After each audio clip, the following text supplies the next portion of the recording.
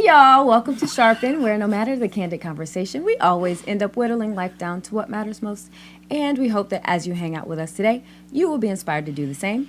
My name's Nicole Payne. I have with me Danielle Perry, Lynn Rue, and Natira Blount. And today's topic is value in vulnerability. I recently had a situation where it was something involving the kids, and I'm not always the best at communicating it clearly enough for the sake of being not trying to be nice about it, or trying not to hurt someone's feelings with regards to it. But and the individual does not have kids, but what this person said to me was that they experienced something on their job that helped them see something they did to me with regards to my kids, and they were just like, I need to make sure I'm not doing that, because I was just like, I don't know how to explain it in a way where the person would really understand that I'm not trying to be mean, or I'm not trying to be anal about things, but there's a way to do things, especially when it involves my children, where you need to go through me, period. In the way with this person's job, there was someone not going through her and doing things in her realm, and she got it. Like, it clicked. A few days after something that I needed to address, I kind of addressed it, but this person came back with so much more realization. Yeah. And I needed God to help me handle that. Okay, So I was you don't want to we try to guard how we come off to people, which then causes us not to want to be as vulnerable. You try to guard how someone will perceive you, because again, you open yourself up. You're trying to control the situation. Yeah, very much so. control the narrative. Very much so. Yeah, I said that to my son recently. I was like, because I like, after a certain hour during the week, I need the whole level, the bottom level of my house, well, the main level, to be shut down. I need the dog in the crate, zip that joint up. I need the kitchen clean and closed.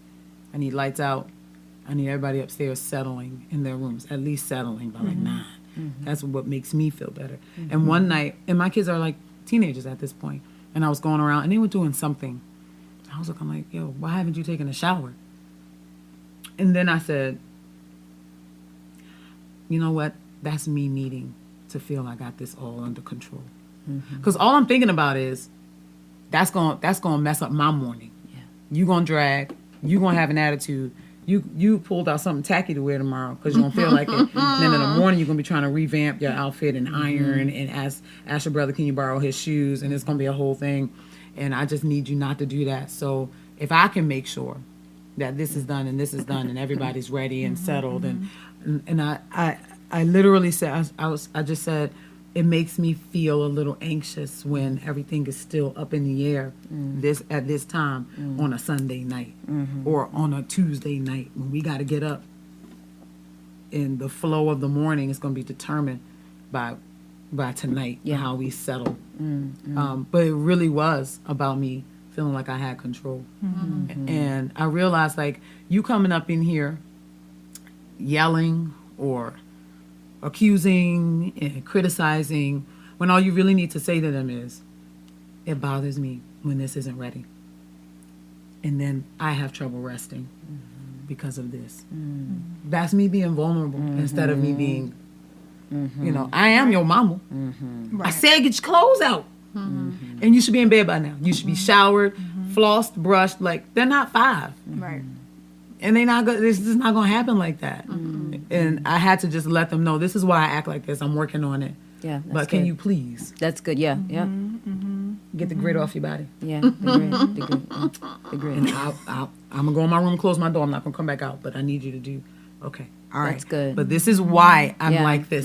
I'm trying to work on it. But this is why I'm like this. Yeah. That, they needed to hear that. They're old enough to understand Mom doesn't like that. Mom, you're stressing mom out. Yeah, Like, they will. They will. Yeah, I know who it is. We all know which I ain't one saying no names. that is. But I just know that when people see you more clear, when you are vulnerable in the right timing, with wisdom, of course, with boundaries, because I'm vulnerable with my students too, Right. in an appropriate way. I'm not going to say Miss Blount has menstrual cramp, Right. so please.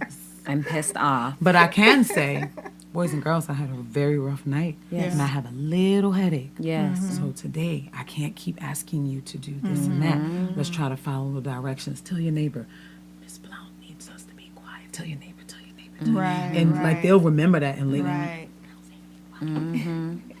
And because I shared, here's the background. Yeah. Yeah. Otherwise, I'm having attitude all day, and That's you're gonna good. feel it because this is my classroom. Yeah. And that it really, like in all relationships, That's good. No relationship. it really does help.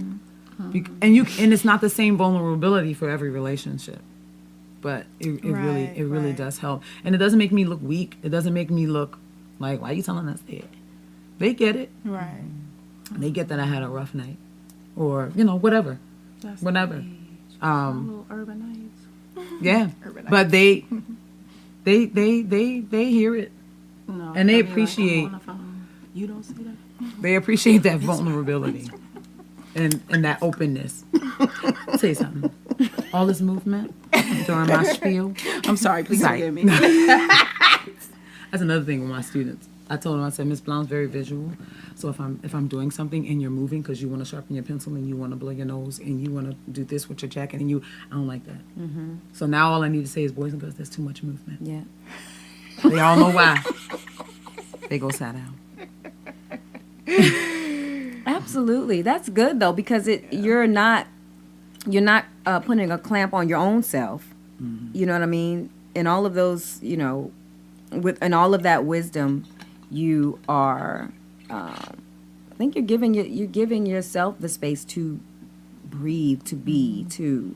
You know what I mean? And back to what you're saying, that's good for your body. When we continue to stuff and continue to keep it clamped and continue, that's not good on the body. No, It literally feels like you're holding your breath though. Yes. Yeah, it does. Sometimes you're like, ugh. Sometimes your And you're stomach like, hurts. You're like, why does my head Yeah. feel like it's about to explode? Or why do you have like that stressor? Like, why is the back of your mine's was back here always? Like I was The always having tension, that pain at the back of my skull. Mine's like right here. You know. My collarbone was jacked for a minute because everything, all of this, these neck muscles was Yeah. tensed. Yep. Yep. That's the migraines for me in the night sweats. I mean, soaked, changing my clothes in the middle of the night. Yeah. Yeah. And you made me think of something, Natira, when you were speaking. Vulnerability isn't oversensitivity. No. Right. That's why I was saying, like, it Yeah. feels like you're being weak, but Yeah. it's a misconception. Yeah. It is. It's not oversensitivity. And the angle that I'm coming from with that is people who may overshare because they share everything that bothers them. Like everything that bothers them. And those scriptures you read, Natira, about being able to have restraint and knowing when to be quiet, that speaks to not sharing every single thing that bothers you. Because if we're honest, a lot of things bother us from time to time. But everybody doesn't need to know that. No. So knowing what to share, knowing how to share it, knowing when to share it is important. Yeah. So you can't wear your emotions on your sleeves. Nobody wants to be around a person like that either. Right. What's she doing?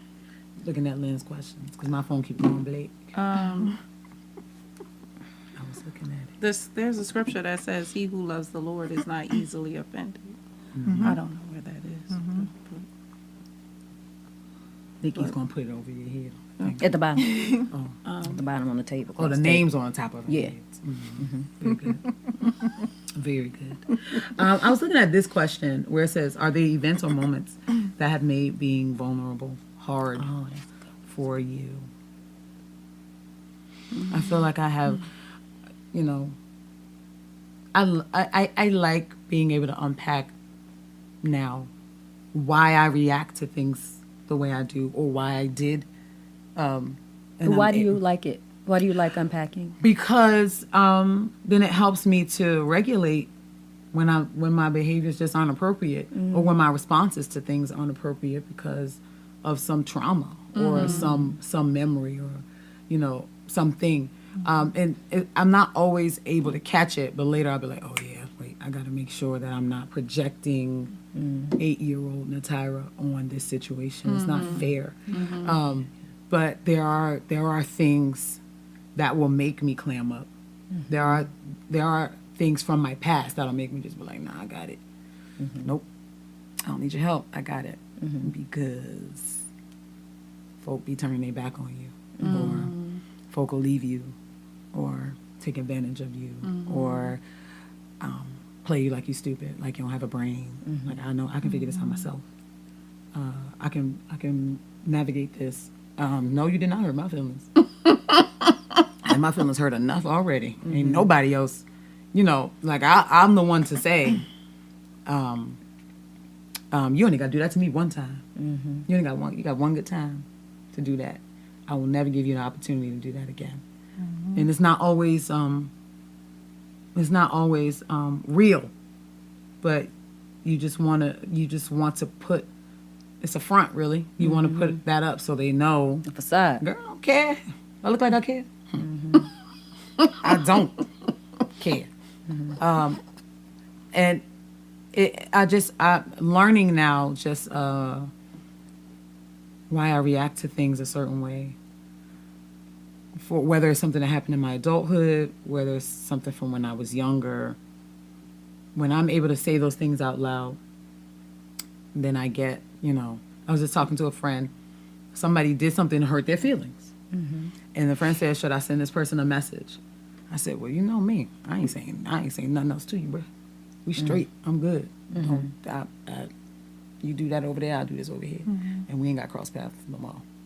But this person wound up telling that person that they hurt, that their feelings were hurt. And I said, that's very mature. I said, because I'm getting there. But I just know how it feels for somebody not to care about how you feel about the decisions they're making and how they impact you. So you don't care, neither do I. But that's not being vulnerable. That's not being real. It's not authentic. It's very, very fake, and it's going to affect you in some way. But that's when you start clamming up, or that's when there are things that you just you feel like, I'm just gonna let that roll off because I don't really care about it. Right. But you do, and then it builds up. It does. So I very much enjoy being able to see, like, why do I feel like, what is the problem? Why is it this deep for me? And sometimes it's not the other person. Sometimes it's us. Yeah. Sometimes we're being overly sensitive, or like Natira said, some type of trauma happened in our past, and it's really not the other person. They really didn't do anything wrong, but it's how you perceived, or how you received what they did. And I know for me, I'm learning how to distinguish between, okay, is this me, or is this that person? And really making sure I'm checking myself, so that I don't need to address something unnecessarily. Right. When it was really me. Right. Something I need to work on. And because traumatic events have the potential to change the way you see yourself and the way you see everything else.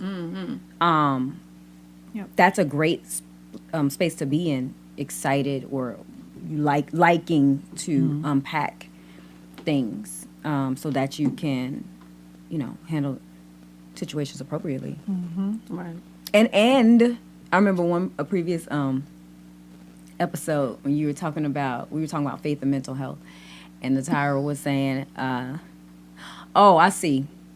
So this helps me, and this helps everybody else. Remember that?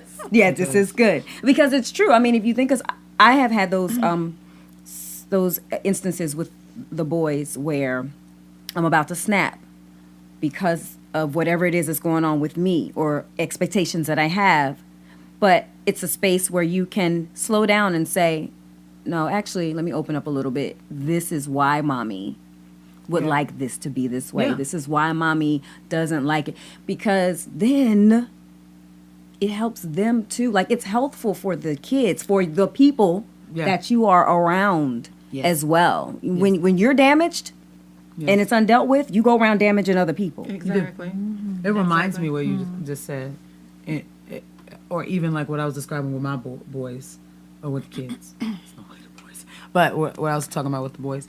A scripture that says a soft answer turns away wrath, because an angry parent makes their kids angry. Like if I come in there and I'm throwing stuff around, I'm like, oh, plates. We got Tupperware over here. What are y'all doing? The room smells like a cat. Like all this right here, y'all nasty. But this is gonna make them mad, and then we're all gonna be mad for quite some time, especially if it's at the end of the night. But if you can be more mature and kind of expose the root of it in a moment, in an appropriate way for a 13-year-old or a 12-year-old. They, like, when I had that moment with them and I was just like, this is really me, like, feeling like I need to control stuff, it just helps me to feel less anxious. But I already know we're gonna be fine in the morning. You know, okay, Mom, we're gonna do it, and come give me a hug, or you start seeing them pick stuff up, and then kind of holding each other accountable, and it just completely changes the mood of what the mood could have been in that moment. It's good stuff. Yes. It is. Good stuff. Yeah. Yeah. Oh.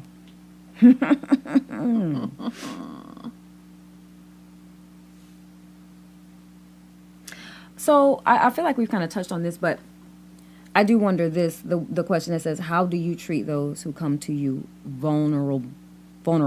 Do you feel you have the know-how to do this? Why or why not?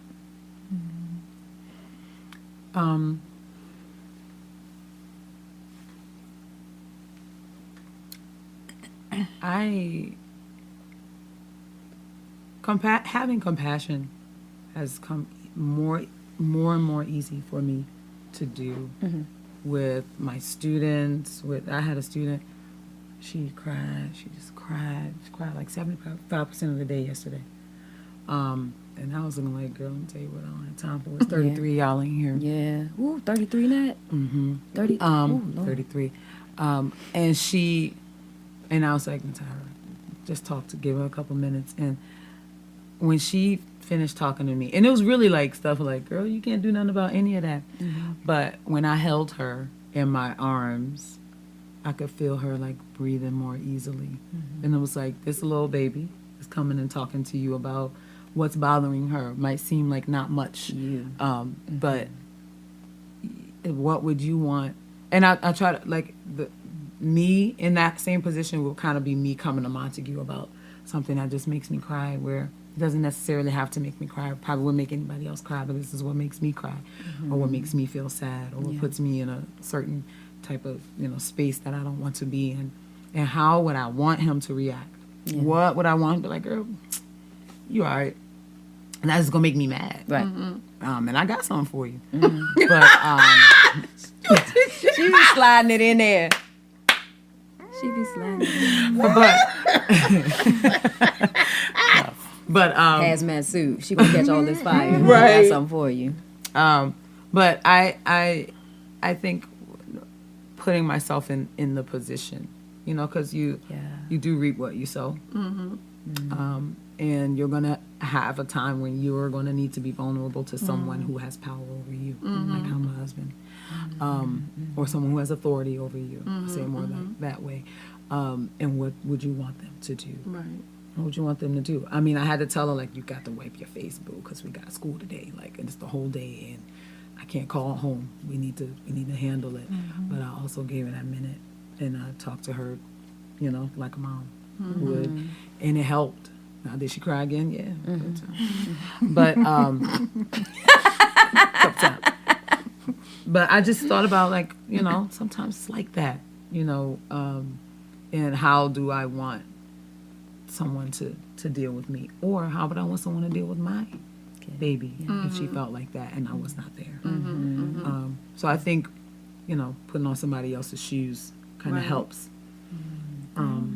That's one of the ways to know how. What would I need? Not always, because sometimes, you do need, a pastor was talking about David was upset about Absalom, his son. But his soldiers had just come back from a battle and they were very successful and everybody was celebrating, but David was crying, but he was the king.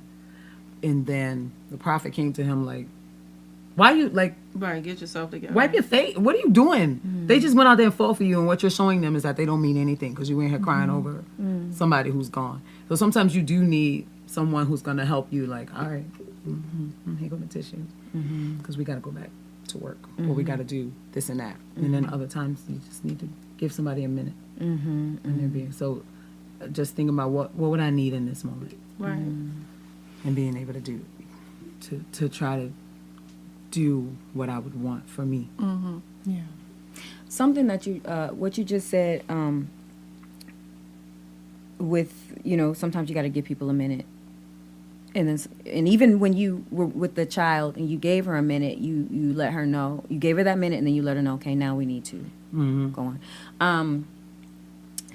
I'm reading The Garden Within by Dr. Anita Phillips, and she pointed out how Jesus had several moments of expressing human elements, sorrow, frustration, not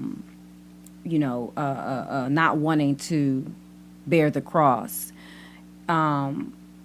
praying in the Garden of Gethsemane, and sweating droplets of blood. Did I get that right? And she pointed out that those moments precede very powerful moments in his life as well, because he was praying in the garden, feeling beyond grief or for what he had to do, but then he went and did it, and then we reap the eternal benefit of it. And so there's I think that goes back to what I believe when I said, when we are emotionally healthy, we have greater potential for spiritual power. And I'm glad that we're learning to give that space, give your heart its proper place. Because that, like Jesus resides there for a very good reason. Right. Because it's darn important, Right. you see. So giving our hearts the proper space, instead of shortchanging that space, still trying to be spiritually powerful. Right. At some point we find, I got to go back to the heart. I got to go back to what's going on here. And God has laid all of that out in his word for us. I know for myself, I'm glad I'm waking up to the fact that God talks about all of it. He talks about spirit, soul, and body. He don't just talk about spirit. So, yeah. And so with vulnerable people, or handling somebody with vulnerability, like all of that I just said has made me more compassionate. It has increased my capacity for compassion, because I am, or have always been, like my family calls me the ice queen, because things that have been on my mind, I haven't been afraid to say them the way that I wanted to say them, and I thought they just need to be said. And sometimes my family's like, I'm talking about like my dad, my aunts, and everybody, like, yeah, you put your big girl panties on, Nicole gonna tell you what she thinks. But now I'm different. And I'm different because Well, it's like, I'm different because You are. vulnerability, like I have been helped when I went to people vulnerable.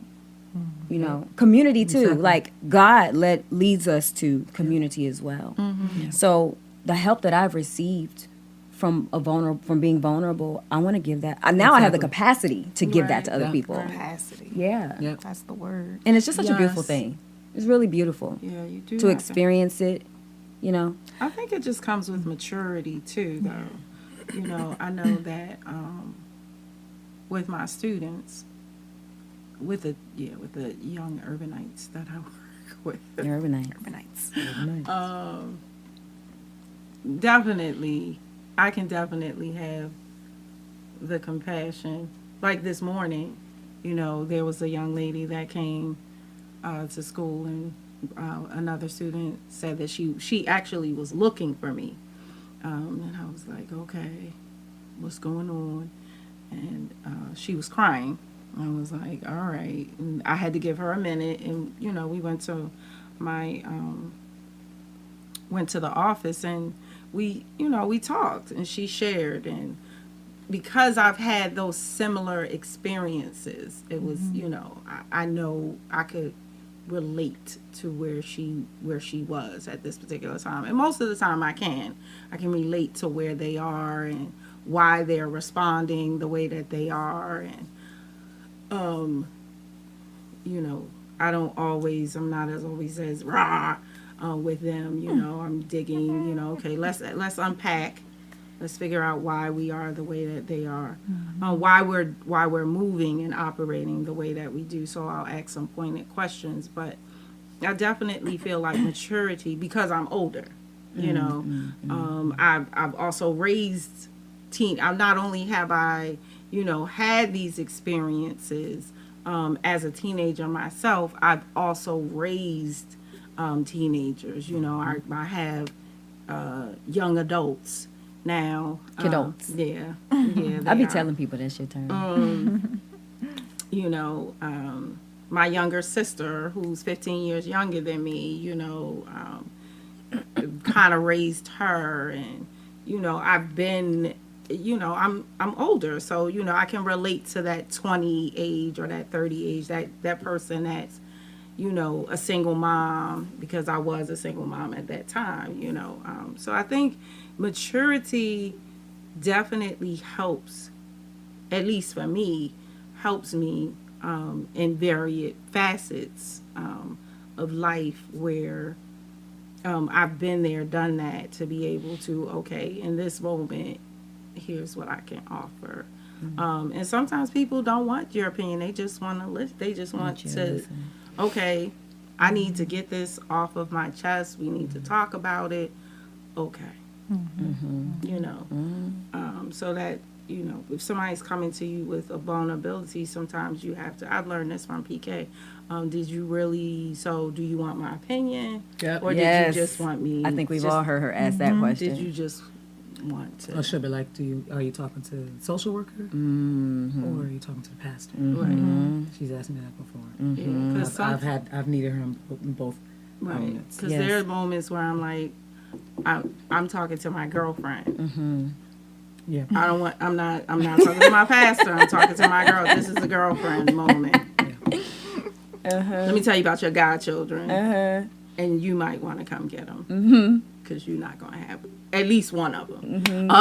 So you better come get your godson. Or not so much Sid, but definitely a lot with Christian. You need to come get your godson, because he's not. You ain't gonna. The have boys one in a hit minute. different from the girls. They do. Like, you know, that's what I'm experiencing. Many of days. And she's like that now. You need to come talk to your nephew. No, I was just gonna say, I also feel compassion as well when people. I feel honored when people feel like they can be vulnerable with me, especially when they say things like, "I've never told anyone this. You're the first person that I'm telling," or something to that effect. I'm like, okay, you know, the fact that you see fit to trust me with this kind of information, it means a lot. So I had to start out with that. I'm gonna do the sandwich, right? The whole thing about the positive, the not so positive, and I'll end with a positive. So the not so positive, that's the sandwich, right? Yes, it is. Yeah. Okay. That's how you talk to parents too. Parent-teacher conferences. So sometimes I don't want to hear about what you're going through. And what I mean by that, what I mean by that is sometimes with some people, you're the only one that they can trust. So they're bringing all of their issues to you.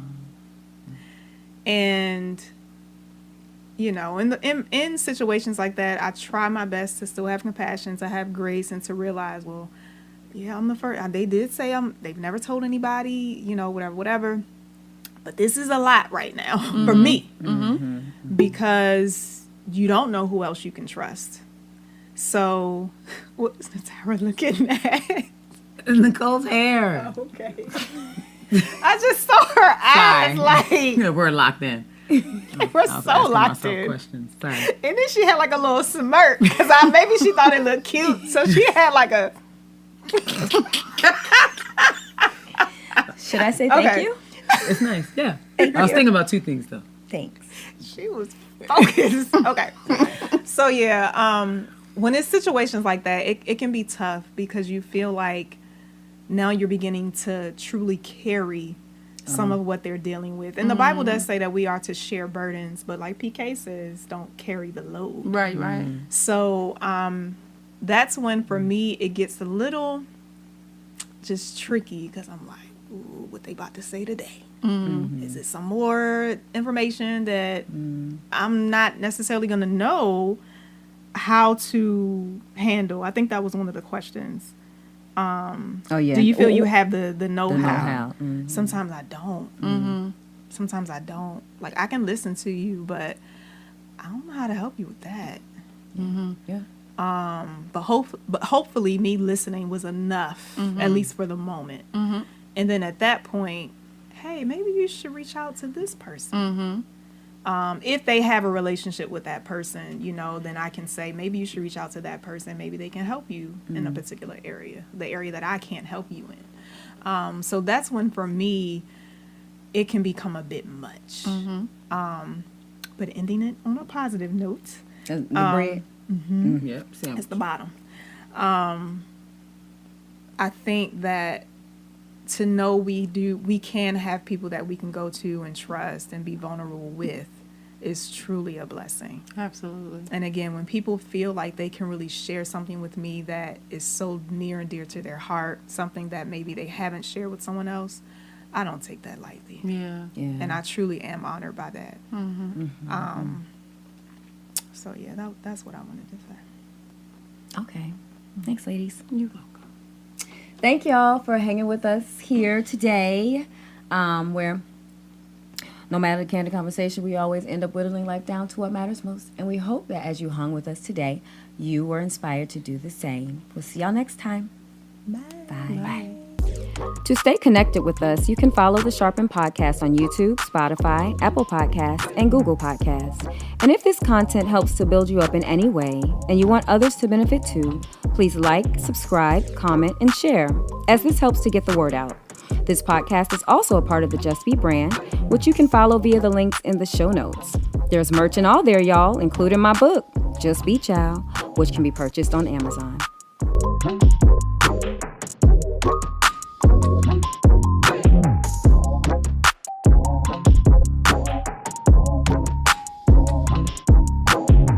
It's like I gotta pee. I sent the text.